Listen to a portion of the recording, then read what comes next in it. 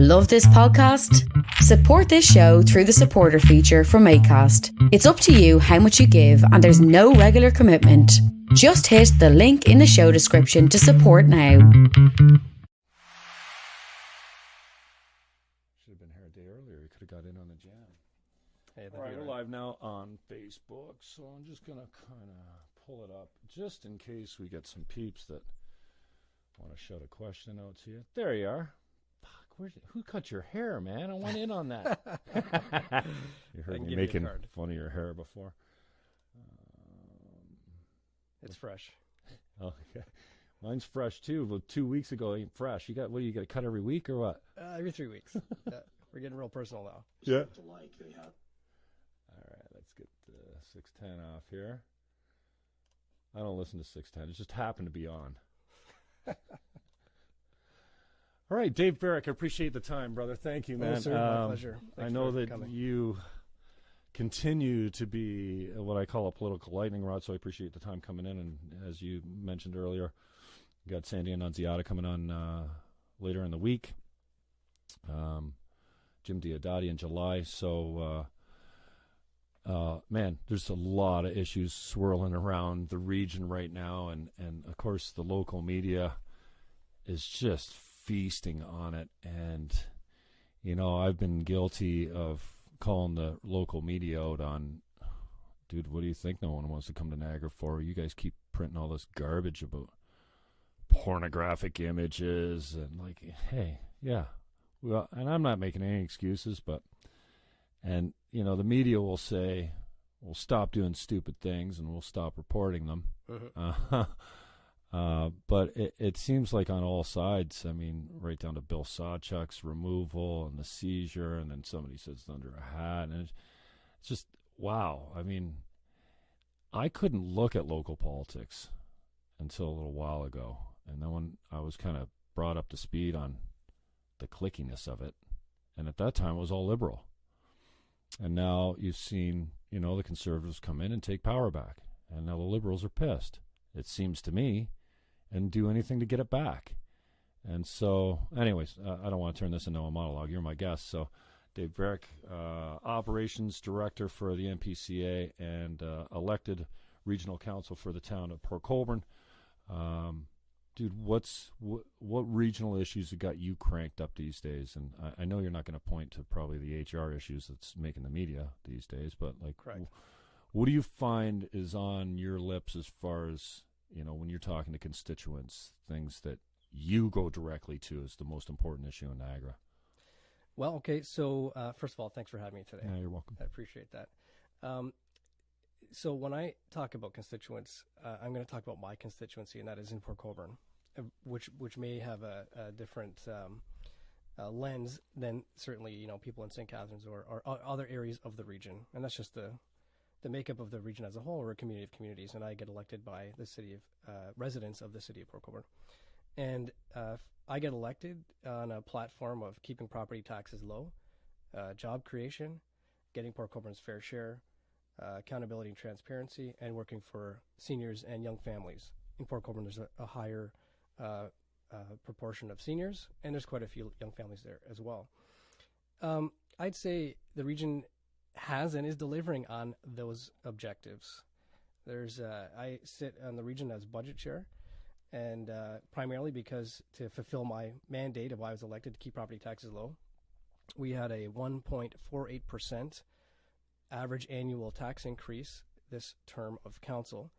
And to put that in contrast, and I'm going to compare the city of Port Colborne as an example, they are approving their city budget tonight, likely approving it, at 6.7%.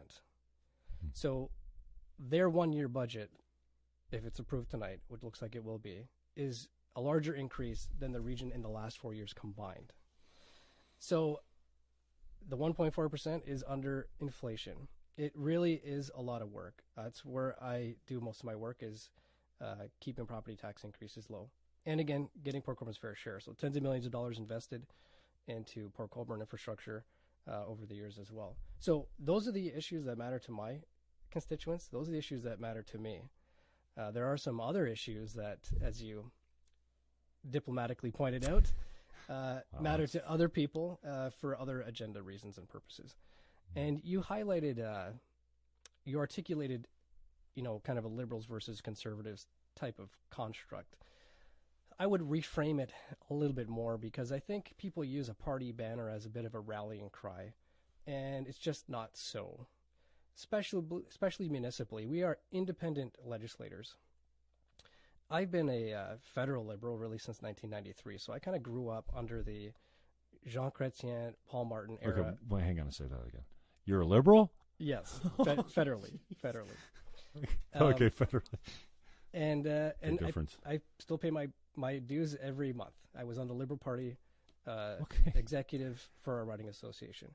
But it shouldn't be a surprise, because, again, as I was saying, I grew up under the Chrétien-Martin era. They reduced the debt. They were responsible with money. Paul Martin was a great finance minister, man. Right. So now, when I bring that same value set, and I get elected on a platform of respecting taxpayer dollars, automatically people assume I'm conservative. So that's just not so. Party politics for me have nothing to play in the mix municipally. When you're talking about roads, pothole issues, party politics don't matter, with all due respect. No one's calling saying toe the party line on this one, right? It is individual basis, individual merit system. The concept of what does come in play, though, I would suggest is, and I'm going to frame it as an old guard, people who have been in charge and responsible for the region for a couple of decades. They aren't anymore. And so they're pissed. And so, again, it's, oh my gosh, let's raise the flag of partisanship. If you look... The cabal. It's ridiculous. What was it before when several quote-unquote liberals were responsible? Wasn't a cabal. Maybe, I called it a clique. Everything was rainbows. Everything was rainbows and unicorns. Give me a break. So if you look at, people who are working together independently today, guys like myself, John Maloney, Jim Diodati, Selena Volpatti, Brian Beatty to agree, and others, we're all liberals. You can't cast this all into one bucket and say conservatives, evil, bad thing. That's not so. Wow. I think many people will be surprised to hear that, but hey, I appreciate you and your frankness. So can you speak to the public relations disaster that has been the Niagara region lately? I mean, we can point to the media and say you're a little biased or you're a sensationalist, and I think they have been all of that. But the region has been a shit show. It's been a dumpster fire for a long time, and maybe I'm overstepping or exaggerating a little bit. I don't think so, but we can talk about quality of candidates. We can talk about code of conduct. What a fucking waste of time that whole exercise was. But what's your take on the PR disaster that this has been? Like, this is hurting Niagara. We're making international news in some cases. In other cases, even if it's just Hamilton picking us up, which they rarely do, CHCH, once in a while, if something bad happens, they report on us. Do you have any idea what the fix is around the PR disaster that this has been, and how we can maybe turn the tide on it? Because this is important to me. Niagara's a great place to live, but more and more I think people are throwing their hands up and going, fuck this. We can see all the negative and we can see all the positive. I think you forget about the positive when the press is constantly harping on what is perceived as corruption or nepotism or cronyism or whatever it is. Speak to the PR issue that Niagara region faces right now politically. Okay, thanks. So I think the crux of it is a segue from what we were just talking about. There's friction in Niagara, certainly from a political context of, and I'm going to frame it up as old guard versus new guard rather than liberals versus conservatives. And so there's, I would suggest networks or factions of new, younger people, more recently elected, other people who are interested in getting elected even now, versus people who have been elected a long time, career politicians, former politicians who just can't let go. And so that's the crux of the friction. With that comes long-standing relationships. They don't disappear overnight. And I'd suggest that the old guard has long-standing relationships with certain members of the media.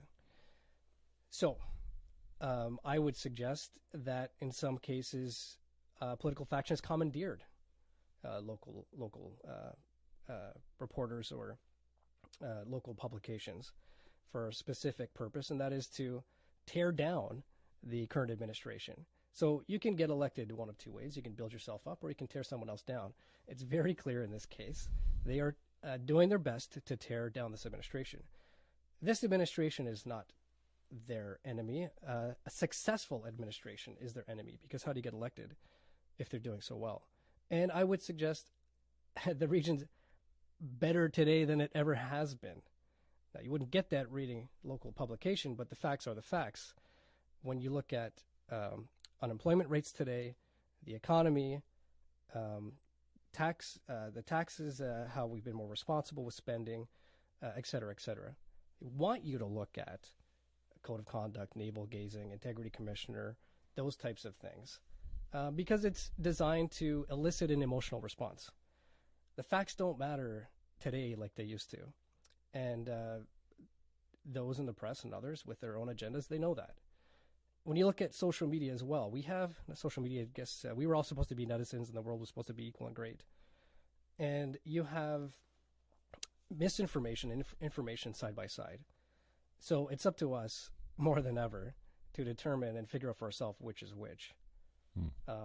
So it is incumbent on us. We're diluted with all kinds of information, misinformation. And I know your initial question was about the PR thing. That is not going away. It's there by design. Certainly, it'll still be there until after the next provincial and municipal election. After that, we'll see. If a majority of the old guard candidates get in, it'll be rainbows and unicorns of the region all over again. If a majority of newer people want to continue a pathway of change, we're fixing a lot of problems that have been at the region for a long time. Burgoyne Bridge is a major problem. It's still under OPP investigation. There's been other distractions to try to get people to look away from Burgoyne Bridge. Well, we're the ones that started the value for money audit on that, forensic audit, put in the OPP's hands. We put in place other value for money audits to make sure that public tax dollars are being spent wisely. We've changed systems and processes. Recently, I think there was an article talking about some of the turnover in the region. There was more turnover under the previous administration, specifically when Harry Schlang was the CAO and Gary Burrows was the chair. I think he got rid of over 80 people and spent $4 million packaging people off. There was a greater turnover then than there is today. And you don't get that reading the local paper. Are you in favor of term limits? I know that's not probably something you can, you have to respect the Municipal Elections Act, but I mean, at any level, do you think the term limits is something that we should look into? Yeah, you spoke about career politicians, and I just think that some right. of them have been there for so long and maybe effective, maybe great people, and then you just think, wow, it's just like rubber stamping these guys back into office, and I'm not sure the motivation and the enthusiasm is there that you might get from someone else coming in, taking their place. Well, yeah, so I think two things. One, I'm open to endorsing term limits. I have no problem with that. The bigger issue, though, for me is the career politicians, the ones that are basically full-time. So now I rely 100% on an income as a mayor, an MP, an MPP, where I'm considered a full-time politician. That's part of the problem. When people's incomes are solely 100% that they have to get elected to make a living, that's where you see issues arise in terms of saying and doing anything to get elected versus doing the right thing for the public that we serve. It's a little different on a part-time basis. People have they're not getting elected because they need the income. You look at a councillor in Port Colborne, I think it's $10,000 a year or something like that. So it's a little bit different, I think. But term limits across the board, sure.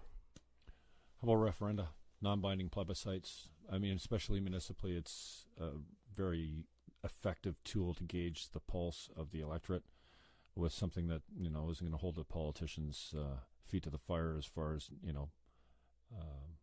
following through on it. But at the same time, and I know Petrowski brought a resolution at least forward that said, I want to ask these questions on the next ballot, and it, I don't know, got shot down, maybe just because it was Andy Petrowski, or maybe it was just a wholly and completely bad idea. But I looked at it and went, yeah, hell yeah, I want to know what people think about this, that, and if it's even if it's only 5 questions, it's going to be extraordinarily insightful, I believe. Yeah, it's true. So let's play it out where they have done it, and this is a big global scale. But Brexit, as an example, was a referendum style, and you look at the other influences that come into play. So it makes a lot of sense if you can get proper factual information out to people. And a lot of our conversation so far is the challenges with misinformation.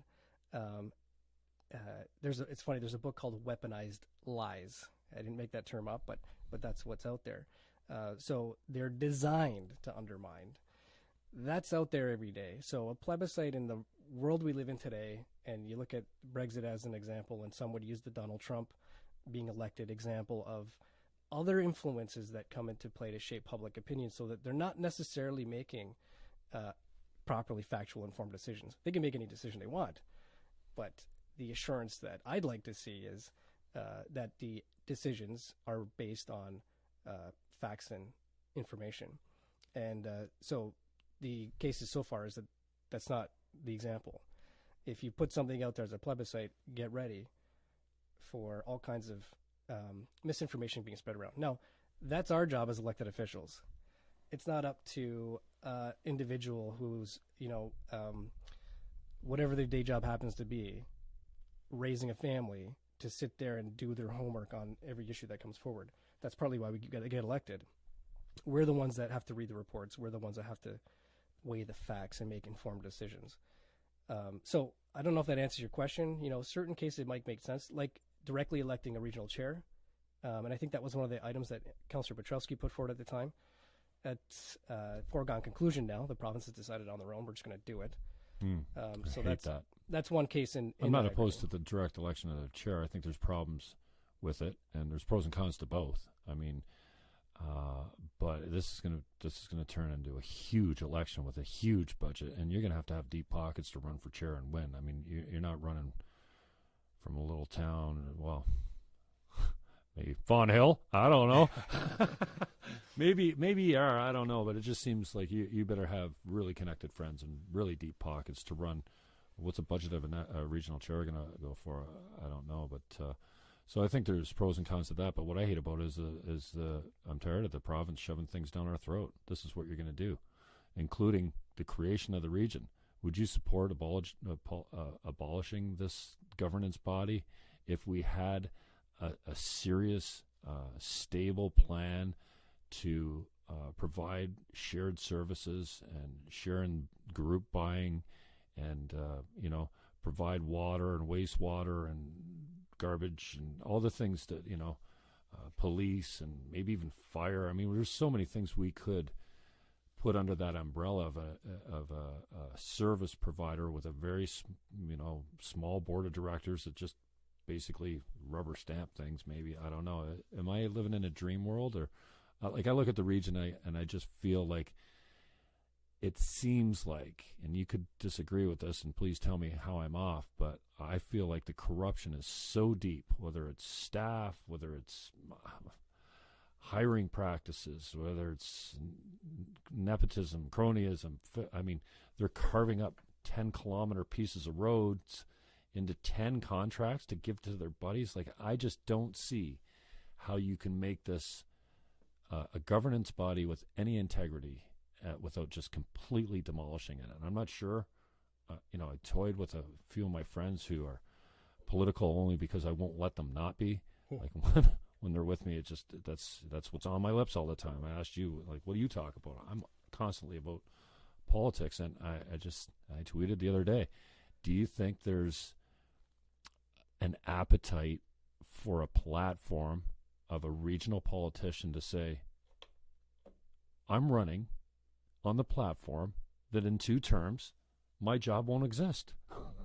It'd be great running for chair to do that, but I mean, so if I can, here's the challenge with that. By the way, I'm not opposed to certainly having a discussion. It's a discussion that crops up more from people that live in St. Catharines versus, for example, people that may live in Port Colborne or smaller municipalities, right? You think the smaller people are less concerned about the region as a governance body than the bigger? Not smaller people, but smaller municipalities. Yeah, right. Part of the concern is that, quite frankly, St. Catharines will dominate. St. Catharines does dominate. So our voice won't get heard. And if you look at the Hamilton amalgamation, which occurred, Flamborough, Dundas, Aldershot, Stony Creek, etc., they all had the same concerns. You know, the bigger municipality is going to take all our resources, and we're managing fine, and what do you know, and you're going to tell us what to do. All the whole argument. The province didn't leave it up to them to figure it out for themselves, because quite frankly, would never get unanimous consent to proceed. Mm-hmm. The province just went ahead and did it for Toronto, Sudbury, Hamilton, Ottawa, other areas. Quite frankly, Niagara was on deck. They were going to do that with Niagara, but then the government changed. And so they left it out, and now this government says, you guys figure it out. Well, there's 12, 13 municipalities kind of in the region. It's tough to get them to agree on anything, let alone something as complicated as this.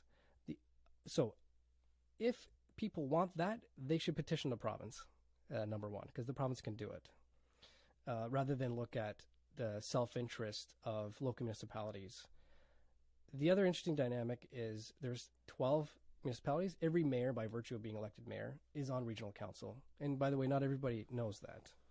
Do you think the mayor should be on regional council? Wouldn't that be the first step in making it a more democratic institution by getting the big boys out of there that just want nothing but their own backyard? They're not voting in favor of the people of the region. They're voting for their own backyard every time. And then they start voting in a block, too, which even concerns me more. It's not the mayors as individuals. It's the positions. Where you sit is where you stand. So the public expects their respective mayor to get whatever they can from the region for their neck of the woods. That's their job. But to go back to your question about getting a council to agree to dissolve itself, and I talked earlier about this, the self-interest of permanent full-time politicians. Yeah, somebody's going to stand up and say, I vote to... No one's going to vote themselves out of a job. Not if it's their full-time job. If it's a part-time gig, yeah, I think you could. You likely could get a majority of the 18. There's 18 part-time directly elected. There's 12 mayors. Right. There'll be another added politician soon. West Lincoln has added a seat. Of course. Which I voted against, by the way, because I'm not in favor of adding more politicians. Stop voting with my conscience. It really drives me crazy. I try to hate you as much as possible. Adding politicians to problems never solves them. I'm glad you brought that up. Dual direct, when it came, I mean, I got a list of things that we can talk about of wastes of time and resources. Are you a One Niagara guy? We talk about. I'm a decentralization guy from my way back in my days as a Green Party candidate, and still subscribe to many of their principles. The further the governance body gets away from the citizen, the ratepayer, where they live, the less interested, the less motivated, and the less intelligent that body can be about what the solution for those people could be. I mean, Ottawa's a perfect example. They don't know what's going on in Waynflete so much. I mean, they have an MP that's supposed to keep them up to date, but in reality, it just doesn't work. So the further they get away, so I've always been a decentralization guy. When Senzik championed this double direct, I went on 12 agendas in the region, first time ever, to speak against it. And I only had to speak in St. Catharines when they killed it. And, man, was that a load off my chest, because I didn't really want to have to go around on this dog and pony show of standing against something that I believed would not fix anything and could be the lead wedge for the discussion of, let's just make it one Niagara. Let's do away with the municipalities. We can do it better. We can save money. We all know that's bullshit. You're not going to save a dime. In fact, there's decentralization going on all over the province. Many people that have been forced to amalgamate, municipalities, not many, but there's been a few that have de-amalgamated. So I don't remember specifically what your position was on the double direct when it came. You must have voted, it passed at the region, so it had a majority of support before it went back for the triple majority. But what's your take on, we're going to save all kinds of money, let's make it a one Niagara? Because I think it seems like a popular idea from the uneducated. Go, well, yeah, let's make it one Niagara, we'll be better. But I mean, if you look at the Go non-committal, there's many people standing up and saying, see, this is what we can do when we work together. Well, see, we were 12 municipalities working together with the region. So 13 entities that got this done. So what the hell do we need to be one super city for? What's your take on that? So you had a couple questions there. One was the specific matter that came to the region. I voted for dual duty for St. Catharines regional councillors. Right. I am a little more cautious at large, but I don't want to, if it's something that St. Catharines wants for their own governance, and that's how it was pitched, by the way. It was, look, it's not gonna make dual duty in Niagara Falls or Welland, or, let's try it and see how it works. So I'm okay with moving the dial forward, see if you can get the triple majority and have the discussion. And as you know, the city of St. Catharines, who started the discussion, ended the discussion, which I would suggest might have been a bit of an irritant for other regional councillors at the time. So the issue with the dual duty model is you actually have it today in the mayors. We talked about that. The mayors are dual duty. The mayors, again, where you sit is where you stand, are by nature of the roles parochial. They have to be. Part-time regional councillors are directly elected to the region, can afford to have a more region-wide view. If you peg them down to, I would suggest a hyper-parochial model of, and because the conversation next was ward-based, which is even worse in terms of where's the interest of the region when you're talking about a specific neighborhood now that they're accountable to. It exacerbates the problem. A lot of it, I think, is, again, we can keep talking in circles amongst ourselves. It won't matter. It's the province's decision. So people are better off contacting their MPPs or contacting the provincial government if they want to see that kind of change, whether it's one region or 12 municipalities. I remember there was a study done back in the 90s, I believe, where they recommended 3 municipalities, like basically kind of along the riding boundaries today. There was the Niagara River one, the Welland Canal corridor, and then West Niagara. So there were options presented then, and it ended up being status quo. So there seems to be a lot of time and energy spent in looking at options and kicking it around and this and that, but we always end up with a status quo because it's the decision-making framework that is the core of the problem. The province has to make a decision. We will not, it's by design, we will not be able to have that consensus moving forward because where you sit is where you stand. You could look at following the riding association boundaries or even school board boundaries, because then it crosses local municipalities. And then the conversation of not having mayors on. Like, would you really be able to get local municipalities to agree that their mayor's not on regional council? Would you really get a mayor who's a regional councillor to vote that way? So it'd be a lot of work, a lot easier if the province took leadership and made a decision on it. What do you, and you can't say GE or Go, what do you point to as successes on this is your second term on regional council, right? Correct. So what are you confident to stand and say, hey, we delivered on this? So again, because there's so many people that would say, what have you guys actually done? And we could say it in St. Catharines as well.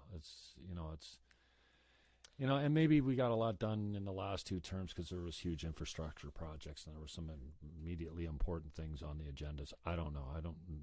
The only thing that really raised my hair was this double direct thing. But what are you proud to say that you've accomplished at the region as far as, and, you talked about economic issues and jobs. And sure, you've heard this before, you're politicians, so our responsibility is to create a climate that business can flourish in. We don't create jobs at any level of government. Correct. And every election that comes out, it's jobs, jobs, jobs. Now, taxes, that's a different story in most cases, but we don't create jobs. We can only recruit and do what we can, but I'm interested as to, you got to hear it as well. I'm not an elected official, but you must hear, like, what have you guys done for us anyways? Like, what do you do to make your money over there, earn your money? Sure. I'm going to speak on behalf of regional results for Port Colborne. I'm not going to speak on behalf of the region as a whole. So, number one, I anticipate leading into the next election, you're going to see a little more information being provided in terms of the record this term. Certainly, we can't rely on local media to get the region's message out. So you'll likely see more of people's records getting into the next election. Again, you mean like a voting record, or what they've accomplished? The record, yeah, accomplishments. Okay. Kind of like a term report of factual results that have occurred. Part of it, again, as I highlighted, average tax increase, property tax increase of 1.48%, which is below inflation, and I would suggest below any other local municipality. The water, wastewater rates, waste management rates kept added around 1% as well. And water bills and pocketbook issues are important, especially in a community like mine with young families and seniors. That's the primary reason why I got elected, and that's the primary deliverable that I have, and the results are that I did deliver on that. The job creation component, again, we don't create jobs, we facilitate. Our economic development office has been overhauled. We're working better together with local municipalities than ever before. Taxes are important. Development charges, industrial waiver on development charges are important. So there's been some process-oriented, some policy-oriented, some tax changes, development charge waivers, all those things together have led Niagara to be more economically prosperous than certainly the last 10 to 15 years. And don't take my word for it. Stats Canada take the record is what it is. Lower unemployment rate, higher growth in terms of permits and development. It's not all the Niagara region government doing. Obviously, global economy comes into play. The GTA corridor swinging down, currency exchange. There's other factors, but we're part of all those factors because we could have easily went the other way. Getting for me, Port Colborne's fair share. For Port Colborne, I'd say the South End, generally speaking, has seen a slow erosion of services over time. So it's a different dynamic than maybe St. Catharines, if you can change lenses for a second. Service has been constantly taken away. A lot of them provincial health care, the hospital closure, urgent care, emergency room closures, threat of hospital closures, things like that. We've had our police station threatened to be taken away on a regular basis. So I sit on a police services board, and we can go there if you want to. But one of the first orders of business I had there was leave the Port Colborne police station alone. And so secured it for certainly this term of council. Ambulance shifts in Port Colborne were threatened to be taken away. So again, I just step in and remind people, look, you shut down our emergency room. And remember the commitment you made when you shut down the emergency room was commitment to increased ambulance care. Well, some people forgot that.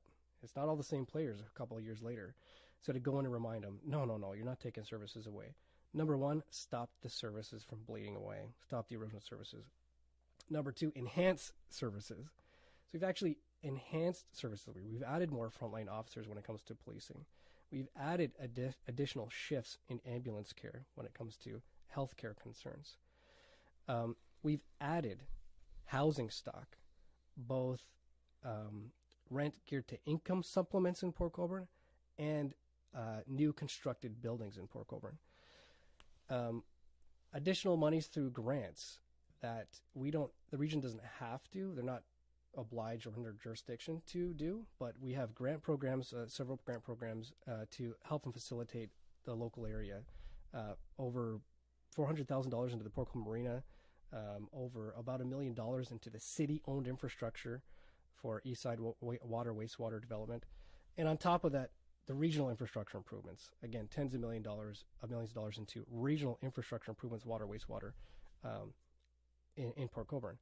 Again, those projects maybe don't sound sexy, okay? Water lines and wastewater lines.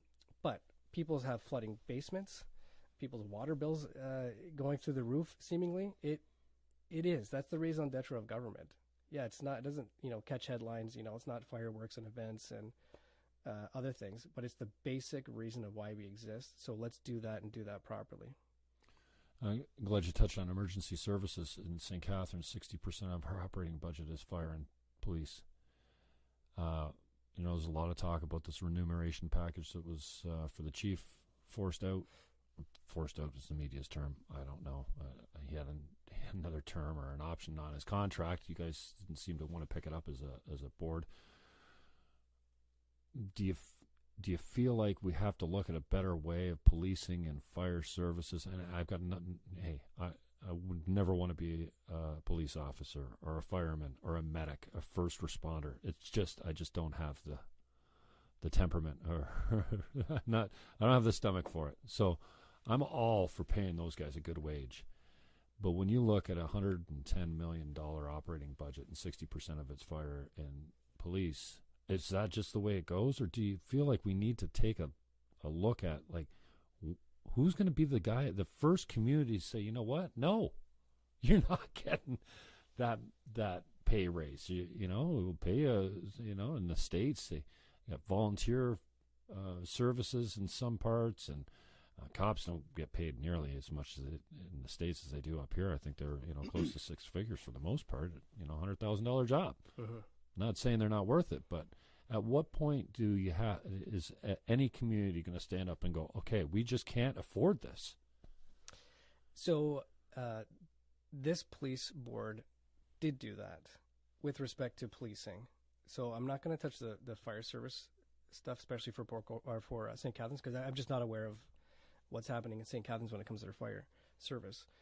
But I can speak to the police board and the police service. If you look again historically, because you can apply history moving forward of the trajectory of where we've been and where we were going, if left unchecked, is a path of unsustainability. The police service budget was growing at a rate of 2 times, in some cases 3 times that of the Niagara region's budget. So it was outclipping significantly. It might have been about $80 million 10, 15 years ago to $145 million real quick. The bulk of that is salaries, which are pegged to union, association, collective bargaining, which is governed by the province through provincially legislated arbitration system. So you talk about the ability to pay. The ability to pay argument's been done over and over and over and over again with little to no success. Why? Because municipalities, police boards, they actually budget for kind of a worst case scenario. And when they go in and they say, we don't have an ability to pay, they say, aha, sure you do. You got it right here. You already have it in the bank. You already have it aside. So we'll take that. Thank you very much. Doesn't carry a lot of water, right? The ability to pay argument. Not with this current system. The region has acknowledged as a whole that the arbitration system is broken.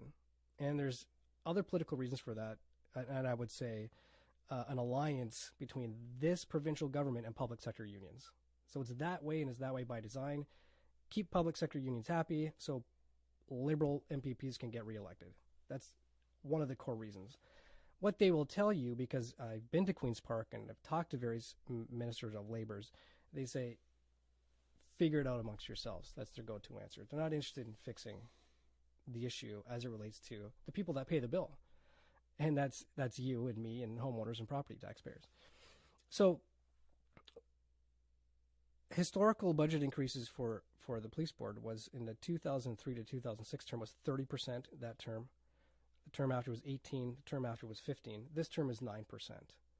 So there's significant and real improvement, and I'd say much more sustainable today than previously, and the record says that. When you look at arbitrated settlements, they were always in the range of 3 to 4% year over year compounded. This arbitrated settlement is on average under 2%, so they're about 1.9% across the board. Again, if you look at the graph chart, it shows a downward trajectory like this. Part of why we were able to do that was, while we did put some money aside, we didn't put the worst case scenario money aside, so that they couldn't say, "Oh, look, you already have it budgeted." And that's probably what they did before. They would raise their budget 5%. Arbitrated award will come in at 3.8%. Guess what they do with the change, the difference, the 1.2? They keep it. So I want to be more transparent about where people's money is going, and actually have credibility in the argument of, we just don't have the ability to pay. So they couldn't point and say, "Yeah, sure, you've got a budget," because quite frankly, it wasn't clearly set aside in a pot of money. So now that the settlements come out, we can right the ship again, and that's why you've seen articles about this police deficit, because it was tied to an arbitrated strategy, which was successful, by the way. And so we did have some money in reserves. And if you look at the region's 2017 year end, we ended with a surplus inclusive of the police deficit.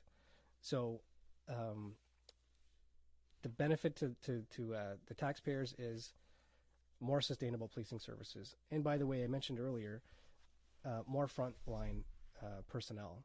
We've repurposed some positions to put them on the front line, and we've added some new positions by putting them on the front line, all well within the better financially managed framework. Again, it's about doing better with the resources you have rather than always adding more resources and adding more resources. Programs and services that were important 20 years ago that are still in play, well, maybe there's different priorities today, and there are. So it's having those conversations and rolling up the sleeves during that process. The arbitrated collective agreement process was a couple of years, a lot of work. This stuff doesn't happen overnight. So I don't know if that kind of answers your question a bit. Typical politician. Have you ever leaked a confidential document in out of a sense of fairness or democracy for, to the media, to, this needs to get out, and I'll do, because obviously on both sides someone's leaking stuff to local media. I mean, someone leaked the bridge report. I happened to I think it went to the media first, because obviously the Standard wrote all about it. The local 610 reported on the Standard's report. I got my hands on it. I put it out there. And is there still people named in that report that still work at the region? I'm not gonna comment on that confidential report. Okay. Yeah. You ever leaked a confidential document thinking that this needs to get out there for the sake of the public? Well, let me put it this way. What I find interesting is the dual nature with which the whole conversation is viewed. Number one, you have some reporters who openly put in their publication, leak stuff to me. Yeah, I just saw it. Well, I'm not supposed to see the tweet because I'm blocked, but I swear I just saw a Granville Fresh tweet saying, "Here's my email if you want to leak something confidentially." Correct. So here's how you do it. Give me the information. Here's how you do it. On the other hand, when he does get something, he tries to elicit a negative response from the people that they should be outraged that something was leaked. So you're encouraging it on the one hand, and then you're, so it suits for you if you get some information, but you're going to be quiet about this one or quiet about that. So it becomes very discretionary. So I don't think that's fair to the public necessarily. Everyone has a different sense of what's important for whom, but confidentiality is confidentiality, land, legal, labor, etc. So there will be more news coming forward about an integrity commissioner complaint being filed about this matter, and I'm happy to speak to you further when it comes out later. But it's not up to me to decide. It's confidential, but it's okay. It's innocuous. It's not going to hurt anybody. Blah blah blah. You times that by 32 counselors, and all of a sudden, you don't have anything that's confidential anymore. and I kind of suggest that's the case today. We have staff giving us verbal updates because they don't want to give us anything in writing, email, or hard copy because of what's going on. So the environment with respect to confidentiality at the region isn't very good today. I'd suggest that there's always been leaks, both local, municipally, and regionally. They've always been there. Maybe what's different is reporters actively getting it, putting it on the front page, bragging about how they get access to all kinds of information, and then on the other side trying to smear somebody else for leaking information. Until a judge drags you until you get dragged before a judge that says, name your leak. Didn't that just happen in Quebec? Getting the press to rat out on their confidential informants. What a great move that is. You spoke about reserves. 250 plus million in reserves? Correct. That's a fat reserve, man. What? I don't understand at all the economics of it. You're on the budget committee and have been at different levels. What the hell do we need $250 million in a rainy day fund? Well, I'm going to add to that. We have another $140 million or so deferred revenue. If you add reserves plus deferred revenue, it's over $400 million. There's a couple of reasons for that. One, and I've said it before, it's historical overtaxing. So you tax more than you need, and you generate these surpluses. Wait a second. Did you just say we're overtaxed in Niagara? Historically. Oh, yeah, okay. Regionally, historically. But certainly that's not the case today. Those reserves don't get built up overnight. Those reserves have been built up over a significant period of time, both partly by design, number one, and both partly because of possibly efficiency in operations that relate to surpluses. 250 sounds $100 million is a lot of money, but when you compare it to a $2 billion 10-year infrastructure gap, it's not a lot. A lot of that money is water, wastewater reserves, so it's off the water bill that you pay. It's overbilling. Versus some overbilling, yes, and historically for sure, but also partly by design. I mean, the region, and I think the city of St. Catharines, they added a capital levy on purpose. Because it's coming. We know it's coming. It's coming. Massive water issues, wastewater issues, infrastructure issues anyways. You look at, the region's plans for a new water, wastewater facility for South Niagara Falls because it's growing. That single project is over $100 million. One project. But you multiply the, over 10 years, the region's capital requirements, it's over $2. So if you believe in those numbers, by the way, I've always been a critic of scrutinizing the capital budget, the 10-year plan on a go-forward basis. So even if you cut that number in half, it's still a significant challenge to be grappling with. So that's a lot in reserves, but but it's planned to be used and used properly, and it should offset future debenture payments, future tax increases, and things like that. But here's what I find interesting: the critics who weren't happy with what they thought was a perceived year-end deficit coming forward were criticizing the potential financial mismanagement of the region because they thought there was going to be a deficit. Turns out that it was a surplus, $900,000 surplus on the tax levy, by the way, which on $1 billion budget, it's pretty close. Regional staff have been given awards for accuracy in budgeting in the last couple of years. So when you take it as a whole, it's quite accurate budgeting to actuals. But when we became a surplus, the critics who thought it was a deficit, now what do? They change the channel and say, oh my gosh, now the surplus is a problem. The deficit's a problem. The surplus is a problem. Well, pick one. It's like the Groucho Marx line. If you don't like my principles, that's okay. I have others. There's no consistency in attacks from, by the way, sometimes same individual critic. I get they have their own agendas of maybe trying to get elected themselves, but be consistent and have a set of principles. So that reserve, I think you'll see every year we have discussion about how it gets spent. Right. And if people think that's a problem, then it's a good problem to have. Let's touch on the news hitting the paper. It's all over the media these days now about HR hiring practices. You've taken a few arrows on this one too, about taking a position that wasn't tendered or whatever, the not openly competitive for, and now Carmen D'Angelo is kind of the same boat. Leaks, candidate names leaked. Obviously, the image of impropriety stands pretty strong. I don't know if there's a portion of that the media is not reporting on. I frankly try and not look at the media because I can't stand to read most of it, but you can't get away from it. So what's going on here? I mean, there seems to be some serious competition for that CAO position. It seems like the least experienced guy got the job.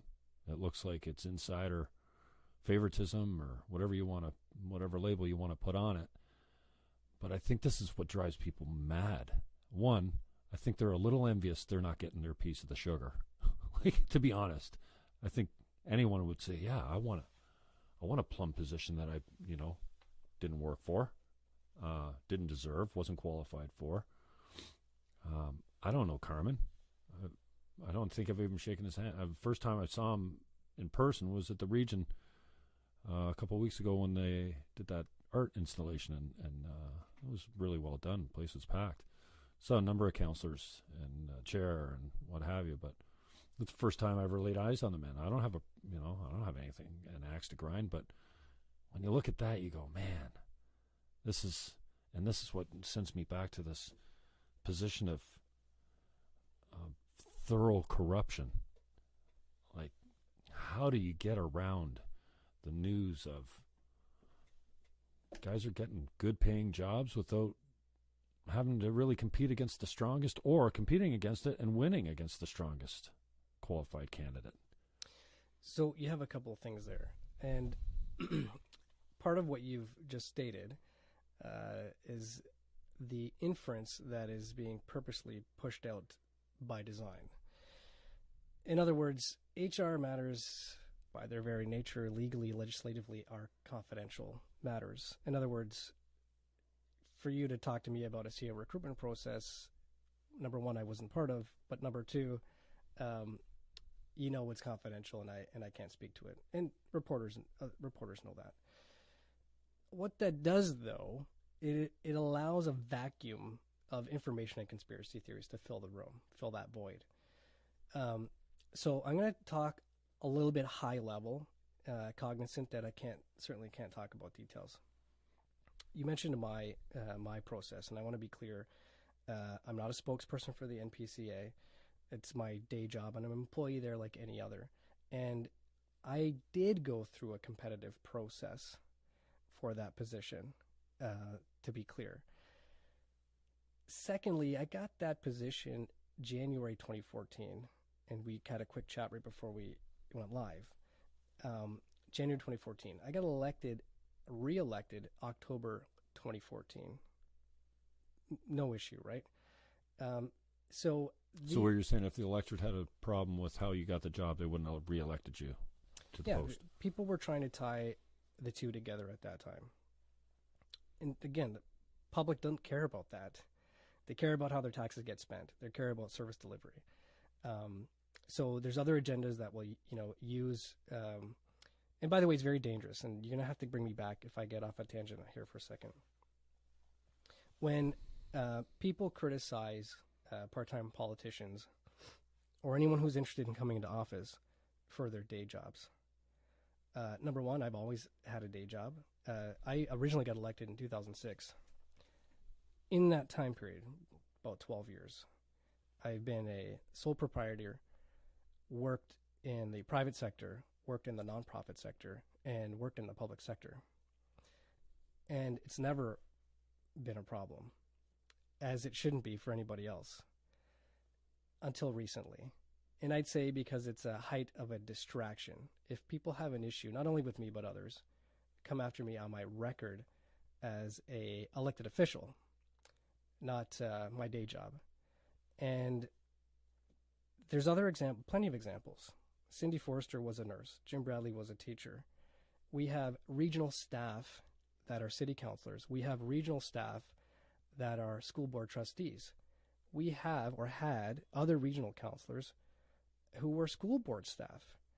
There's city councilors that are teachers. So you have all walks of life on your local elected officials. Private sector, nonprofit sector, public sector, retirees, business owners, etc. That's the way it should be. And so to try to tease out or isolate one and make it an exception is just not the case. So I think it's dangerous. I think it's an assault on democracy, quite frankly. When I talk to other people about considering running for local office, they say, why do I want to risk my day job for that? Or even business owners. Why do I want to risk losing customers for that? It's becoming an issue because critics aren't going after you for your record as an elected official.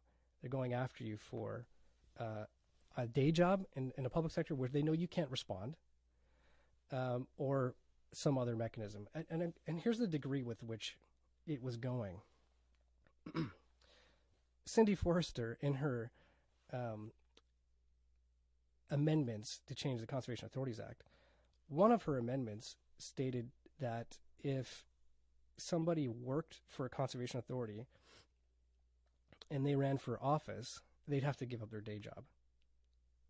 Now, thankfully, that amendment didn't pass. It failed, like every one of her other amendments failed. But it's a dangerous road to go down when you start cherry picking who can actively participate in the local democratic process and who can't. So I'm going to kind of leave that there. The other aspect with respect to the hiring of Carmen as CAO, first of all, the guy's doing a phenomenal job. And for critics who have an issue with, I'm going to call it the administration, so the chair's office, the CAO perhaps, and others, come after the elected officials all day long. But to start going after the staff, it would be unacceptable last term or the term before that. In fact, it was unacceptable previous terms of council. I'm not sure why it's acceptable today, because now the attacks, we're used to it. I've got thick skin, come after me all you want, and people do. It's part of a healthy debate, I think, when we challenge each other on public matters, what we were elected to do. It's unhealthy when you start going after people when they can't respond, such as people in their day jobs, like Carmen, like Rob D'Amboise, like myself in my day job. So it's unfair to them, I think. There was a lot of rumor, innuendo, conspiracy theories published in the article that you referenced. There was a quasi-made-up kind of silly org chart thing that they put up there in the hard copy paper. What's the HR professional doing commenting on this at all? Well, again, look, this stuff is... It just seems like that would be the time for them to shut their mouth, but they just seem to be only too happy to comment. Yeah, so it doesn't help to the overall discussion. And look, there will be more discussion this Thursday at Regional Council. I have no doubt about that. You'd be going for an extension on that curfew for sure. But look, I mean, there was... I'm going to say it's public. David Oakes is the Deputy CEO for the City of St. Catharines. Many would say that was preordained months ago. In fact, that position was created... David, talk about trajectory. Was specifically have created a pretty good person. one. Well, look... Get me clear on this one, though, and we can go back to David if you want, but I mean, I can't... Maybe I don't understand it in reference to Carmen. Sits on the NPCA as a member of Hamilton. Takes a leave. Accepts a contract to create the terms of reference for the CAO's position. And then wins the CAO's position. You don't see a conflict there? Like, how can that not be a conflict? Just because he stepped off the board, do I have the story right? And then he gets elected CAO of the NPCA, and then hardly a lateral move over to the region. Like, do I have it wrong, or is it... So I don't know if you have it right or wrong, to be honest, because I don't know if he did do a terms of reference for a CAO or not. I think that's a really good question for the chair of the NPCA versus again, my role there as a staff person. Your situation, similar from the standpoint that you had a relationship with the NPCA before you got your job. You were on the board, right? Correct. Now, Tony Quirk came on the show and said, I got no problem with it. Sometimes the board member that sits beside me or what have you is more in touch than any outsider could be as far as what the role of a director of operations might entail.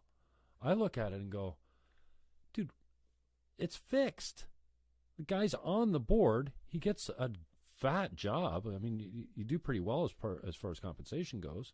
And again, even for a guy like me, I've only come around on you recently because you've stood up for a few things that were very important to me. One, this integrity commissioner thing, you spoke all the right words. I don't think we need a freaking integrity commissioner. In fact, we don't even need a code of conduct. And if the code of conduct does not respect the charter, and that's why I was kind of on Andy's jock as far as I think you're onto something here. Now, he blew it all up, which is, Petrosky's style. I have a belief that the code of conduct should respect should respect the charter. And the fact that none of them do in Ontario is a problem. And I thought Andy, with his strange way of getting things done, was onto something that might actually help.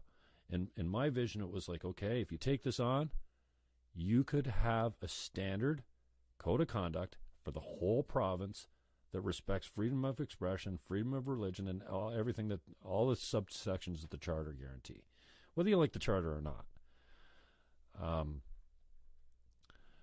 But going back to your situation again, I've come around on you only because I think we share some political. I don't know. I disagree with you on a lot of stuff too, but when it mattered, I seem to be agreeing with the Bart Maves. Jim Fannon agrees with the Bart Maves, but I mean, you can't find a process issue that he's not educated. Like, he knows more than everyone in the room when it comes to a point of order, usually. I look at Tim Rigby, and God bless him, I love Tim Rigby. How long's he been there? He's still standing up and going, oh, what's going on? Like, I don't mean that to, as a personal attack on him, but I'm like, Tim, you've been there for how many decades, and you still don't know how to speak to a resolution? And so I came from the camp, man. I've had, I put the Pee Wee Herman blasts out there, regarding, I don't know. It doesn't go unnoticed when you're an asshole. And I have been one many times. I still am. But I'm passionate. I care. I don't run in these elections just to get my name in the paper. I actually think I'm doing a service. And then it's easy to hate on a guy that you think is accepting privilege. And, man, that's a dirty word these days, too. And I think it comes from an honest, if most people are honest, of I want my piece. I want my plum position. I want my little piece of graft or whatever it is. And so I think it's easy to hate on from a distance, and I've come around on you. Again, today's the first time we've met. Correct. We kind of Facebooked here and there, and, I'll shoot you a message during council one Which time. I appreciate. Yes. Don't pick your nose on camera. It's not good for politics. Yeah, to be clear, I No, wasn't. but I did. I think I sent you that message. Don't do it. You did. Go knuckle deep, man, because I'll catch you. Don't make me watch this stuff, because I have to watch it. I have to know what's going on. I have to know what these guys, which way they're voting and stuff like that. So I was a hater, a hardcore hater, and you've got a few of them, and you're right, probably from the standpoint that you keep getting elected. You're always going to have haters. You're going to always have the press that takes the sensationalist angle. But I know I can't speak to Carmen's appointment or whatever you call it. You're appointed as well. So how do you take something that you're intimately knowledgeable about? You got an inside track. You might even know someone on the hiring committee. It doesn't take much of a wink or a nod or an elbow in the ribs to go, dude, I'm your guy. Hire me, and we can all be friends again. Yeah, so let's back up to the process side of things for a second. Being an individual who has experience on a particular board that is applying for a role in that organization happens all the time. And it can. And they do. And people get hired regularly. I think you don't see that as a conflict? No, wait a second. So it happens often because process-wise, it's allowed and it's applied. And there's values in the eye of the beholder if they think your experience on a board adds value to what may apply in the job within the organization versus someone who doesn't even know what, in this case, conservation authority is, what a watershed is, what restoration means. So to be clear, my background is degree is public administration. And so I have other examples of experience from a public administrative framework. I also have a private sector background with startups and commercial properties and et cetera. So number one, I followed, although there was no policy in place at the NPCA at the time, I followed best practice and best policy. By the way, there's a policy today on it, and the policy today I would have followed. I believe it was the former chair of the Hamilton Conservation Authority got elected to be their CAO. Selected to be their CAO. Wow! So it happens. Yeah, that blows my mind. Because that's not. Well, you can't discriminate. You can't say, Jim, you can't even apply to this job because you're on the board. There's no rule that says that. So what you should do though, and what I did, is you take a leave of absence from the board when you make the application. If you don't get the job, you're back on the board. And because it's HR confidential matter, you really shouldn't be telling the public and the world, hey, I applied for this job and then I'm back on the board because I didn't get that job. Mm-hmm. But you do have that process that's in play. And so if you do get the job, you resign from the board. And that's what happened. In this case, the people responsible for hiring saw value in the experiences that I brought to the table, and I think everything that entails. So people may disagree, and they do, but that doesn't mean that there's anything wrong with the process.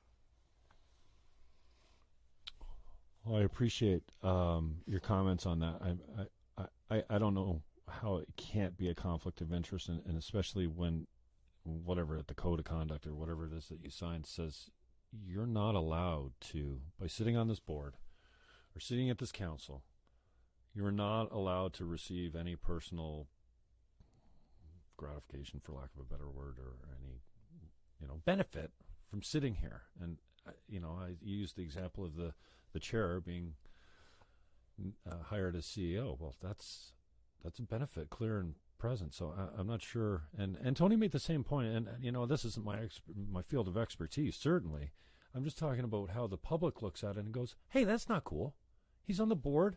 Then he gets hired at that's inside job, And so, and again, there's people that have their own agendas that fan that flame. There's no doubt. Mm-hmm. And I can tell you, I've had other offers around that time, and I've had other offers since then that would pull me away from the position that I'm in.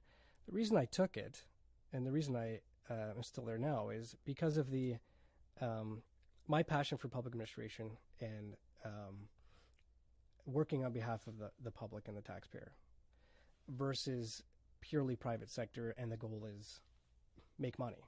Mm-hmm. The goal in public administration is a little different, and it's service delivery on behalf of the public. So we've made a lot of improvements in that organization, and that was one of the reasons that I was brought on. And part of it is making our parks profitable, putting them in the black. They were all being subsidized. They were all in the red. And so you see recently that the board, in their wisdom, has had the ability to have a 5% budget reduction. Well, you don't have that ability unless there's other things happening internally that allow those options to come to the table. So, again, people can agree and disagree with HR Pro, and this one, by the way, is about 5 years ago. And I would suggest the only reason people are talking about it is because of my other hat as an elected official. Again, regional employees who are city councilors, regional employees who are school board trustees, this is not uncommon. If you look across the province, other people who are other boards have gotten day jobs within those organizations. it may be a flashpoint and people fanning the flames on it, and I'm fine with the discussion on a high level. The issue is I can't get into detail about my day job because of the confidentiality of certainly the hiring process, number one, and the province's Information and Privacy Protection Act legislation exists for that type of thing. So, in other words, if we were to have a fulsome conversation about my whole resume, or someone else's or Carmen's, there's privacy protection legislation. Mm-hmm. And the unfortunate part, again, is it allows other people to fill the void with conspiracy theories and things like that. Yeah. Again, I don't want to beat this to death, and I appreciate your take on it. I don't claim to have all the answers. In fact, I think that's a pretty dangerous stand to take, is like, yeah, that's my way or whatever. But I just, you talk about taking a leave. I still see the potential, in fact, the implied conflict of having a relationship and having the phone numbers of all your fellow board members and possibly the hiring committee and saying, dude, I stepped off. I've applied for the job. I'd really appreciate your support on this. That's, the backroom dealing that nobody wants to deal with. And most of the public, I think, would sit back and, whether it's a personal attack or going after somebody that's, obviously can't speak to it because of their employment, would look back and go, hey, that doesn't smell my stink test, or that doesn't pass my stink test type of thing, So, whether or not you take time off the board, and I know Carmen did as well, and you did when you saw that position, but the reality is there's a relationship there, and there's the potential, or at least it looks like you certainly could be saying, hey, seatmate beside me, I want your support. I want this job. Make sure I get it, and for that guy to say, yeah, I work with you. I know you to be a decent guy. You certainly know the ins and outs of the job position. Yeah, I'll put you in that position and feel good about it, and not ever second guess their potential conflict when the public goes, oh yeah, that's a total conflict, whether or not it happens on a regular basis or not. The CAO makes the hiring decisions, right? And so, there's a lot of inferences, and again, I suggest conspiracy theories and, the cabal type mystique that has been purposely created around this type of stuff. Mm-hmm. But, public administration is public administration. People can disagree all day long, and they do, but that doesn't mean there's something wrong with the process. And I'm going to keep repeating that because when people disagree, they attack the person. They make up conspiracy theories. There's nothing wrong with the process. The same process has been in play, for the last 40 years or more. So, trying to get to the crux of your question. Nobody was complaining when the appointees and all the jobs are going to the Liberals. Well, and that's when I started paying attention to local politics. All the people in power, all the staff members were all Liberal appointees or liberal hires or what have you. Talk to me a little bit about where did this change in, or maybe I'm off here, correct me if I am, the change in mandate for the NPCA become pro-business and not conservation? I mean, it's the Niagara Peninsula Conservation Authority, not the Niagara Peninsula Pro-Development Authority. And we can talk about Thundering Waters and stuff like that, but so when did this switch, and where did that mandate come? Who put that in place? I'm going to give you the bureaucratic answer because I'm a staff person. Right. Okay. So we follow the legislation. However, individuals want to interpret it. Individuals can interpret it. We follow the legislation, and I would suggest you ask that question to the NPCA chair, who's coming later on. But he's very savvy as well. Oh, more so. More so. Yeah. He's a regular on the radio, so he'll be. Oh yeah, and he runs his expenses right down to the taxpayer to drive to CFRB. That's snake. It's great publicity for Niagara. I agree completely. Do you know how much advertising costs on CFRB? No, I and don't know I the numbers, cannot believe, and I'm not a Sandy Annunziata honk. Far from it. I like Sandy. I will give you that, but I have all kinds of political differences with people. And I appreciate a guy like Sandy, and maybe you, where I can say, you know what? I couldn't, but I still appreciate who you are as a human being, as a man. Not to be sexist, but like, I'm a guy's guy, and Sandy is certainly a guy's guy. Man, can you speak to this latest news item about the Niagara River? I guess maybe not because you're a staffer. What do you know about that? Yeah, that's NPCA chair question, because that is 100% a board prerogative. Okay. Yeah. And it was a designation that this volunteer group was looking for? I believe so. Okay. Sorry, I'm not really helping you with that. Stick to the regional issues. Got it. Chair issue. I guess the lawsuit of Ed Smith from the NPCA is a chair issue as well. Yes. Okay. Yes, especially in a legal matter. Yeah.